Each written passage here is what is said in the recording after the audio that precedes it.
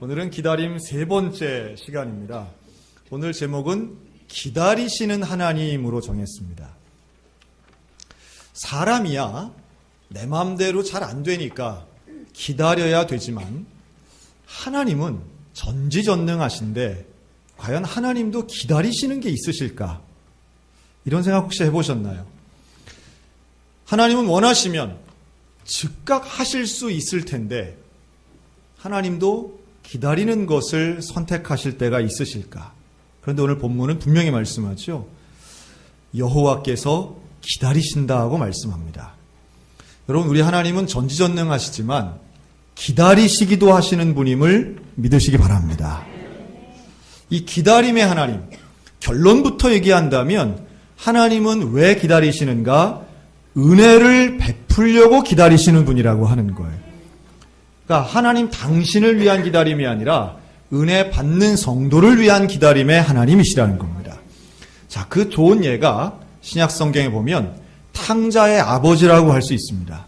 이 탕자의 아버지는 자기의 재산을, 아버지의 재산을 미리 땡겨가지고 그 먼데 가가지고 허랑방탕하게 사는데 그동안 아버지는 뭐 합니까? 아들을 기다립니다. 어찌 보면 뻔한 스토리예요. 아들이 망할 게 뻔해요. 이 아들은 가봐야 이 재산을 다 탕진하고 망해서 돌아올 게 뻔히 보입니다. 묘하게도 부모 눈에는 그런 게 또 잘 보입니다. 남들 눈에는 안 보이는 게 부모 눈에는 보이는 게 있어요.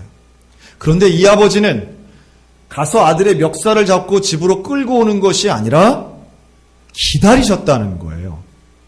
성경엔 이런 이야기도 나옵니다. 예수님이 목자로 표현이 되면서 집을 나간 한 마리의 어린 양, 그래서 99마리의 양을 두고 한 마리 양을 찾기 위해서 먼 데까지 가가지고 그걸 구사일생으로 찾아오는 스토리도 있습니다.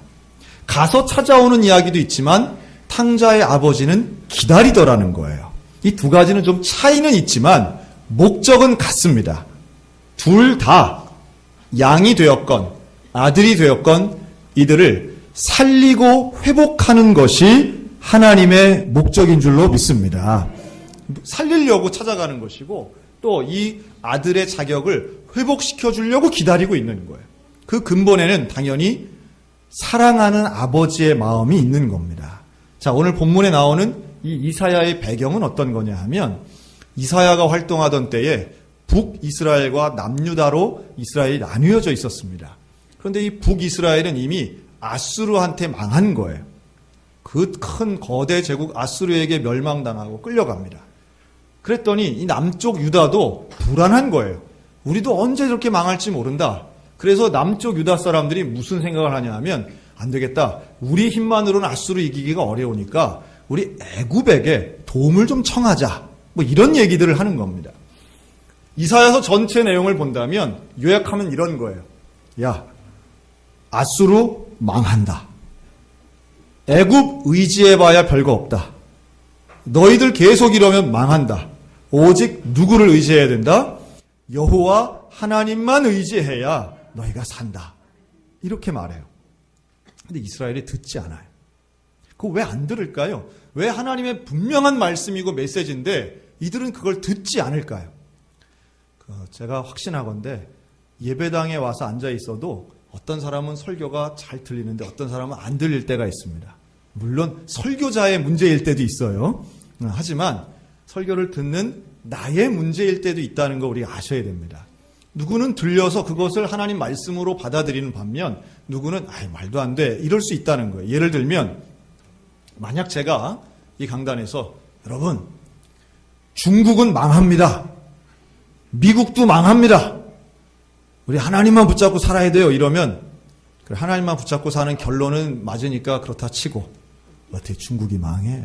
말도 안 돼. 목사님 순진하구만. 목사님 말도 안 되는 소리 하는구만. 이러지 않겠어요? 가뜩이나 지금 외교하면서 참 그거 다들 힘들어 하시는데 그거 도와주지 못할 망정 저런 얘기를 해. 이러지 않겠어요?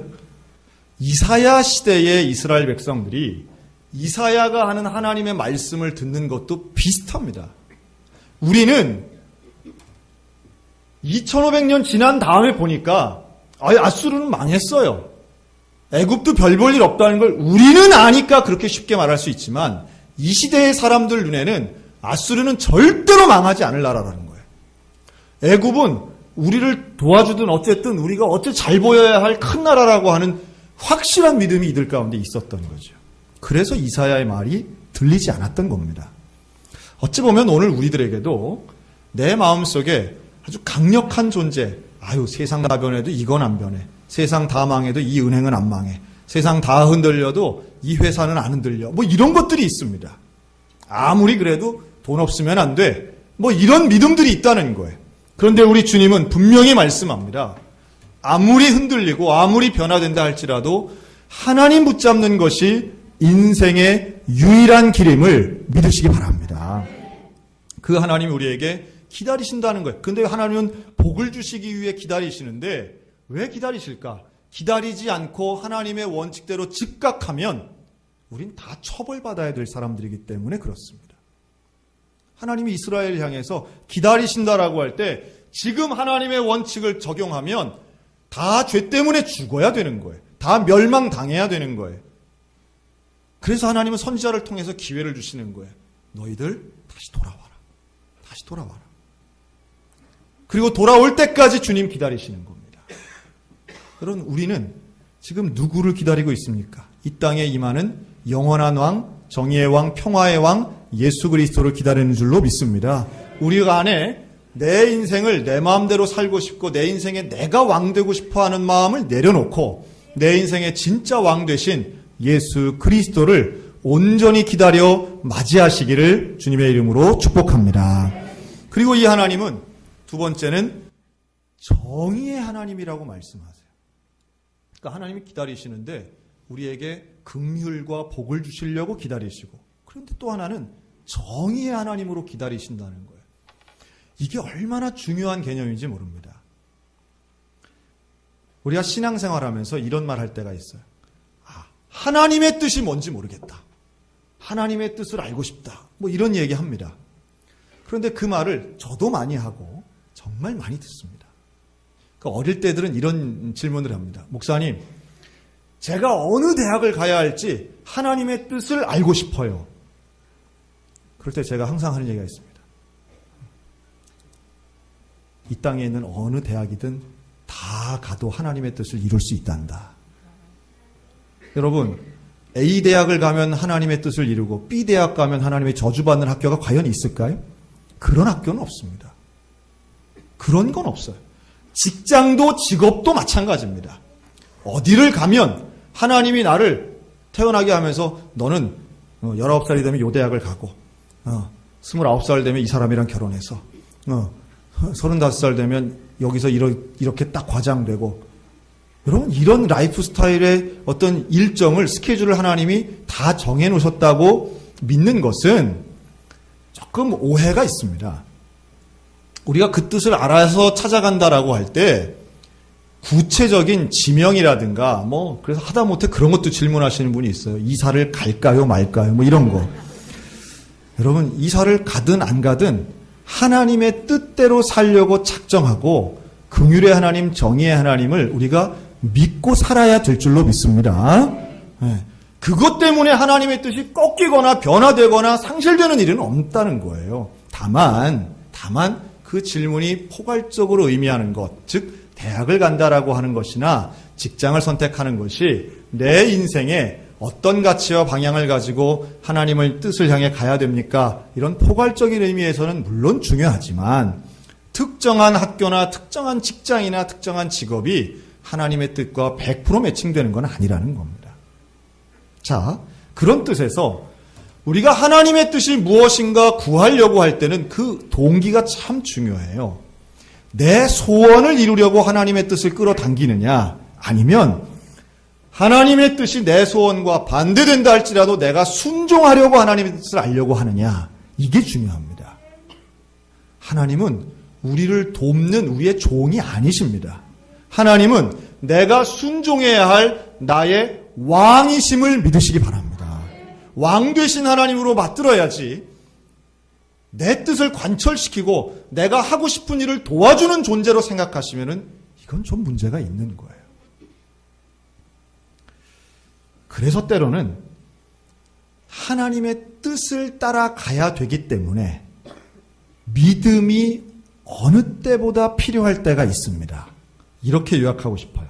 여러분, 모든 상황이 즉시 이해된다면 믿음은 필요 없습니다. 이해가 되는데 무슨 믿음이 필요하겠어요? 믿음은 어느 때 가장 필요하냐 하면 가장 이해되지 않을 때 믿음이 절실히 필요한 것입니다. 여러분, 우리 하나님은 정의로운 하나님이심을 믿으시기 바랍니다. 이것을 믿고 있어야 가장 이해되지 않는 상황에서도 하나님을 의지할 수 있습니다. 지난 한 주간 제가 참 묵상했던 내용이 있습니다. 여러분, 작년에 우리 교회가 이현우 목사님이 사고로 돌아가서 참 애통하고 사실 그런 사고들도 하나님의 뜻을 구하는 참 어려운 과정들이 있었습니다. 그런데 바로 그때에 지방회에서는 우리 교회에 임시 당회장을 파송하셨어요. 칠이 목사라고 하죠. 그분이 누구냐 하면 간동성결교회를 담임하셨던 심성우 목사님이십니다. 그 심 목사님 일생에 처음으로 칠이 목사를 하신 거예요. 우리 교회에서. 그리고 참 어려웠던 그 시절에 우리 장로님들과 잘 협력하셔서 우리 소양교회를 아주 안정되게 잘 도와주셨습니다. 근데 이 목사님이 이제 작년으로 50이 되셨어요, 나이가. 이제 올해가 되면서 하나님 앞에 기도하는 거죠. 하나님, 이제 내 나이가 50이 됐는데 하나님 앞에 새로운 마음으로 쓰임받기 원합니다 하고 기도 많이 하셨대요. 이 간동 지역이 아주 화천에 있는 그 농촌 지역으로 아주 성실하게, 그리고 교회가 아주 참 좋은 교회입니다. 이곳에 열심히 목회하시던 중에 하나님의 부르심이 올 여름 지나면서 왔어요. 목사님께 청빙이 들어왔어요. 근데 어느 교회가 이 목사님을 청빙하려고 했냐면 브라질 상파울로에 있는 대한교회에서 청빙이 들어왔어요. 브라질 갔다 와 보신 분이 혹시 계신지 모르겠는데 브라질은 대한민국에서 비행기로만 24시간 타고 가야 되는 곳입니다. 가장 가까운 직항 비행기로 타고 가도. 이 상파울로 도시에 있는 교회에서 참 기적 같은 과정을 거쳐서 간동교회에 있는 심성우 목사님에게 전혀 아는 사람도 없는데 그런 청빙이 들어왔을 때 이 목사님이 기도 가운데 이건 하나님이 나를 부르신 것이다 해서 그 청빙을 받아들이시고 준비를 하셨습니다. 그래서 이제 사모님하고 함께 기도하면서 저하고도 몇 번 만나서 참 하여튼 뭐 그 먼데 가니 이제 앞으로 우리가 언제 만나겠어요. 그리고 기도하며 축복하며 인도함 받는 선교사의 마음 또 목회자의 마음으로 11월 마지막 주에 출국을 하셨습니다. 그런데 이 사모님에게는 이 질병이 있었는데요. 루푸스라고 하는 질병이 있었습니다. 이 루푸스라는 병은 원래 이렇게 밖에서 세균이 들어오고 이러면 우리 면역 체계가 작동이 돼서 이 병균을 잡아야 되는데 이 루푸스 질병은 면역 체계가 이상이 되면서 오히려 건강한 필요한 부분들을 막 이제 죽이는 병이라고 하더라고요. 저도 이번에 알게 됐습니다. 근데 이분이 24시간 비행기를 타고 가면서 몸이 안 좋아지신 거예요. 어느 정도로 안 좋아졌냐면 비행기 내에서 탈수 증상이 일어나고 도착을 해서는 뭐 음식도 못 드시고 구토하고 바로 병원으로 입원하셔야 되는 상황이 발생을 한 겁니다. 그리고 도착한 지 15일째 될 때에 수술 중에 돌아가셨어요. 참 안타까운 일이죠. 이 김영미 사모님이신데요. 그래서 저하고도 목사님이 카톡을 주시고 이제 잘 도착했는데 이런 건강에 문제가 있습니다. 기도해 주세요 하고 기도하는 가운데에 갑작스레 돌아가신 거예요. 그토록 원하시던 그 대한교회에서의 예배를 단 한 번도 참석하지 못하시고 병원에 계시다가 돌아가시게 됐어요. 자, 이쯤 되면 우리가 이런 생각할 수 있습니다. 도대체 하나님의 뜻은 무엇일까? 그토록 목회가 좋은 교회였지만 힘든 일 얼마나 또 많았겠습니까? 그런 곳에서 하고 굳이 그 먼 데까지 가서 죽도록 하실 이유가 무엇일까? 이런 질문 자연스럽게 나옵니다.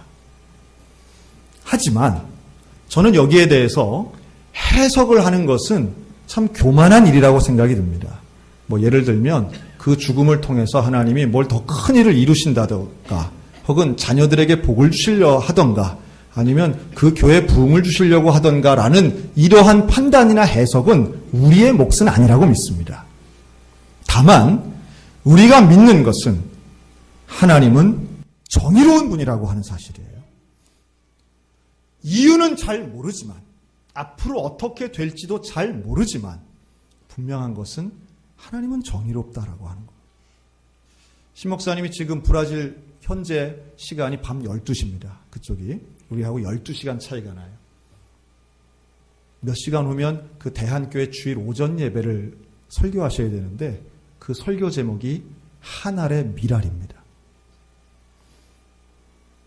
소천한 아내를 대해서 하나님이 하늘의 미랄로 쓰시기를 원한다는 내용의 설교 원고를 보내주셨어요. 어떻게 그런 믿음이 있을 수 있을까 하는 생각도 가지지만 또 한편으로는 하나님을 믿는 것라고 하는 것은 우리의 상황이라든가 사정에 기인한 것이 아니라 이해돼서 믿는 것이 아니라 믿음을 가지기 때문에 어떤 고난 앞에서도 정의로우신 하나님을 믿기에 그 과정을 지나갈 수 있으리라고 믿습니다. 오히려 저는 지난주 설교가 생각이 나더라고요. 여러분 지난주 광야 사람 모세를 기억하십니까? 모세는 느보산에서 억울한 죽음을 당한 것이 아니라 하나님과 함께하는, 그래서 가나안 땅을 보았지만 들어가지 못한다 할지라도 하나님과 함께하는 그 믿음의 사람이었다는 메시지가 오히려 제가 했던 설교지만 제가 묵상하게 되더라고요. 아마도 그 김영미 사모님은 그 땅에서 브라질 땅을 보는 것만으로 돌아가셨지만 또 다른 면에서는 지금 하나님 품에서 안식하시고 계실 줄로 믿습니다. 그 가정에 자녀가 둘이 있습니다. 대학생인 딸 둘이 있는데요. 하영 또 주영, 이 두 딸이 가서 1월 달에 어머니의 유해를 가지고 다시 국내로 돌아온다고 합니다. 돌아와서는 장례를 치르기로 지금 계획 중인데요. 이 가정을 위해서 기도해 주시고 또 한편으로는 그 교회를 위해서도 좀 기도해 주시면 고맙겠다는 생각이 듭니다. 그 교회 입장에서도 얼마나 안타깝고 황망할까 하는 생각을 하는데요. 그 모든 일들을 연합하여서 우리 정의롭고 긍휼하신 하나님께서 이 성탄에 우리에게는 또 다른 새로운 깨달음을 주시고 하나 되는 은혜를 주시리라고 믿습니다. 오늘 본문에도 이런 말씀이 있습니다. 주님은 환난의 떡과 고생의 물을 주시나 너는 다시는 통곡하지 않을 것이다. 하나님의 위로는 또 다른 면에서는 역사를 통해서 드러나고요. 이사야는 사람들이 이사야의 말을 듣지 않았지만 이사야에게 주신 하나님의 예언은 결국은 이루어지고 모든 인류를 구원하신 진정한 평화의 왕, 정의의 왕 예수 그리스도가 이 땅에 오신 줄로 믿습니다. 사랑하는 성도 여러분, 올해 우리는 예배자의 삶을 살기 위해 달려왔습니다. 예배자는 하나님을 믿는 사람들입니다. 하나님께로 돌아오는 사람들입니다. 이사야서의 주제를 한 구절을 찾아본다면 이사야서 1장 18절 여호와께서 말씀하시되 오라 우리가 서로 변론하자. 너희의 죄가 주홍 같을지라도 눈과 같이 희어질 것이요 진홍같이 붉을지라도 양털같이 희게 되리라. 주님은 우리에게 말씀하세요. 돌아오라고 내가 기다리고 있다고 말씀하십니다. 그 주님께로 돌아가는 우리가 되었으면 좋겠습니다. 주님께로 돌아가면 마태복음 11장 28절 수고하고 무거운 짐진 자들아 다 내게로 오라 내가 너희를 쉬게 하리라.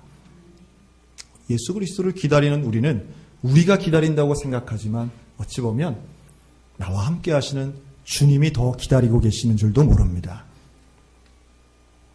하나님께서는 십자가에 달려 돌아가시는 예수 그리스도와 함께 하셨으면서도 예수님의 고통을 지켜보며 부활의 영광을 기다리셨고 오늘 이 시간에도 어디선가 외로움과 한탄 가운데 빠져있는 그 영혼을 우리 주님은 옆에서 기다리고 계십니다. 돌아오라고 내가 너와 함께 하겠다고 말씀하시는 은혜의 왕, 정의의 왕, 그 여호와 하나님을 기다리며 오늘도 믿음 가운데 걸어가는 우리 모두가 다 되시기를 주님의 이름으로 축원합니다. 아멘.